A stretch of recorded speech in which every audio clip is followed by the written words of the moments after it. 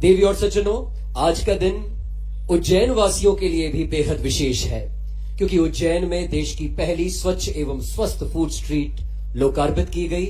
इसी के साथ आज होने जा रहा है महाकालेश्वर मंदिर एवं अन्य धार्मिक स्थलों पर होने वाले विकास कार्यों का शिलान्यास।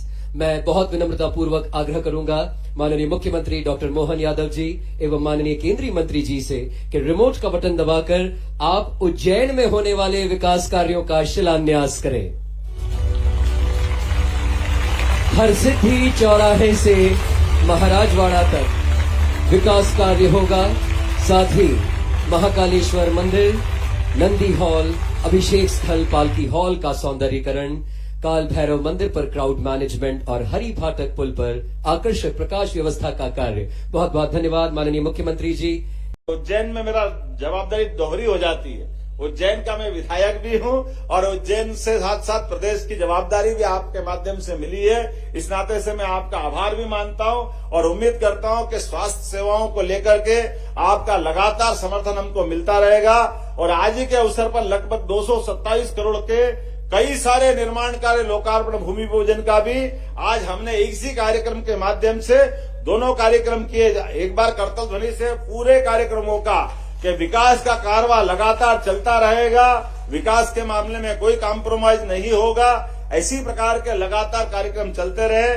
कल ही हमने तय किया है कि इस बार की मकर संक्रांति महिला सशक्तिकरण के लिए होगी, क्योंकि माननीय मोदी जी ने कहा है कि हमारी दृष्टि में केवल 4 ही जातियां हैं, उसमें महिला, किसान, युवा, गरीब। तो निश्चित रूप से हमारी सरकार इन चारों सेक्टर में बराबरी से काम कर रही है। मैं उम्मीद करता हूं कि इन कामों के माध्यम से निश्चित रूप से न केवल लोकतंत्र गौरवान्वित होगा, बल्कि 21वीं शताब्दी में भारत माननीय मोदी जी के नेतृत्व में दुनिया का सबसे सशक्त राष्ट्र बन के उभरेगा।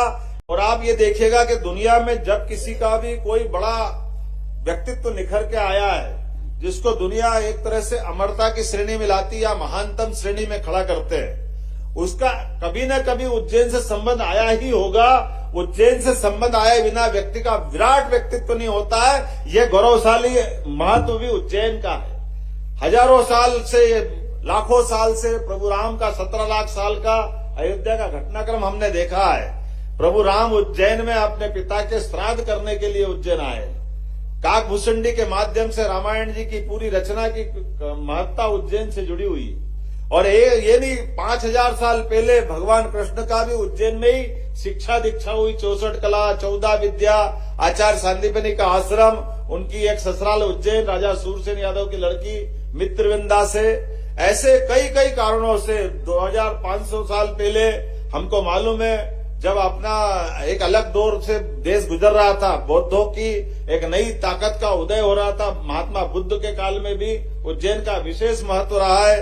2200 साल पहले सम्राट अशोक ने यहीं 10 साल गुजार करके उनकी 2 संतानों का यहाँ संबंध रहा है।